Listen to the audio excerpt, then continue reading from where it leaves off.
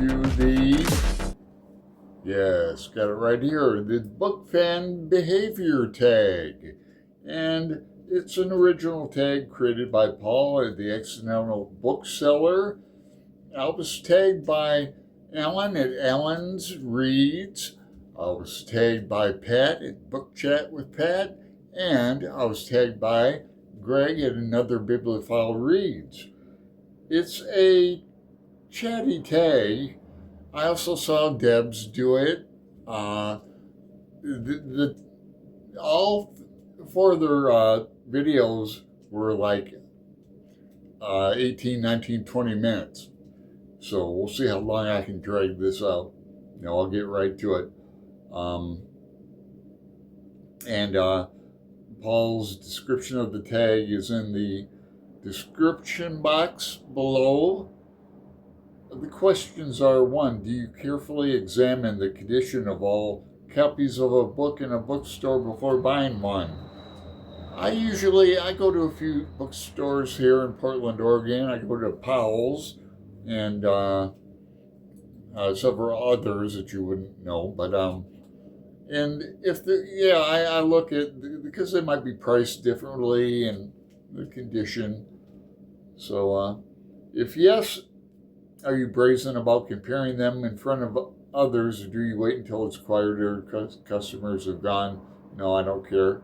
3, do you have a special book buying or book carrying bag that you use? Yeah, I've this one's full of guitar gear, but it's library. My neighborhood library is under reconstruction. It's almost there. They're putting books in, and it's all nice and neat. Let's see. 4, do you have any book reading superstitions? Now, I have quite a few superstitions, but book reading, like reading a certain spot, I imagine, or I don't know. I like to light a candle and incense. Is that a superstition or a ritual? 5. Now here we go. 5. What if you were on a cruise ship in the Pacific? One evening a freak wave washes you overboard. Though hanging on to some floating driftwood, you eventually wash ashore. During this time, your favorite book of all time is in a watertight sealed bag. Months go by, you build a shelter, fish for food, you are always hungry but never starving. One day you take a walk along the beach shore, far end beach, come across a man cooking food on the table. He really offers you milk, a large pizza with lots of topping and chocolate and cream. Confused, you say you have no money. He says it's okay because you have 3 choices. You can, give up all your time, give up your all-time favorite book that you have for a meal, and also get 1 meal a day for the next week or something. I'm gonna keep the book. God, man, it's so long. Patience, huh? I mean, do I have patience for this tag? 6, what do you use as a bookmark? Standard bookmark or what? Well, yeah. I'm using like Powell's bookmarks lately. And I have I have some good bookmarks I use, like a gift. So religious quote on that. This isn't a religious book. It's a big book, but 7, do you buy hardbacks or paperbacks, and why? Paperbacks, more convenient. 8, if you were to find a secret unpublished sequel manuscript to a famous book, what would it be a sequel to? Maybe The Goldfinch. 9, here's a long one too. What if you live exactly half a mile away from a major chain bookstore?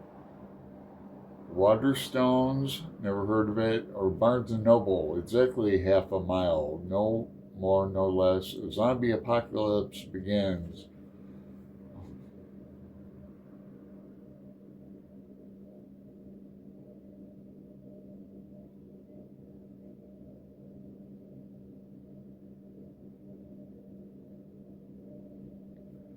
Do I risk going there for free books or not? No, I don't go there.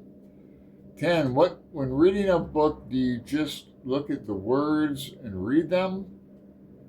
Or do you use a finger or bookmark? And I just look and read the words. Have you personally met any authors? Yeah, 11. At book signings. When I lived in Tempe, Arizona, I met a lot of people at the Poison Pen bookstore in Scottsdale, still there. A lot of mystery writers. I shook hands, took photos with James Lee Burke, and I did an interview with him briefly for a magazine. And that's in the early 90s, maybe.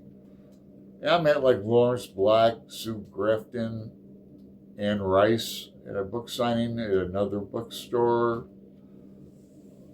Been to some signings at Powell's, like Chuck Pasternak, the Fight Club guy. He did a reading of his new book and went with a friend, and he invited people out to the bar after. We didn't go, but if I was by myself or in the mood, or I would have went. Do you have any bookish memorabilia? Yeah, hang on, let me get it. I have a few things, I guess. I have posters of conferences from, that's 98, the Joyce conference. And this was sent to me by my friend, Floss, at the Grape Jelly Library. I put it up here during October, #October. Thanks again, Floss. 13. What if the world is about to suffer a cataclysm, but you have managed to get a space in a public underground nuclear bunker where you will live for 12 months? You are only allowed to take 5 books with you. What do you take and why? This reminds me of my Shot Down in Flames tag, original tag, like 3, 4, 5 years ago. Maybe I'll redo it. Books. It would be Finnegan's Wake, my Ulysses, what Faulkner, probably Light in August, War and Peace, and